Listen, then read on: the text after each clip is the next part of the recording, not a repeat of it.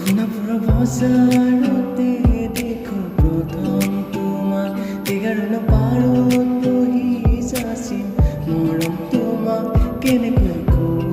পাৰো মোৰ মনৰ কথা কেনেকৈ ক'ব পাৰো মোৰ মনৰ কথা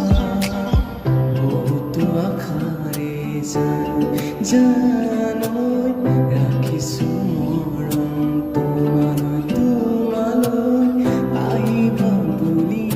জানৈ তোমাকে আছো যে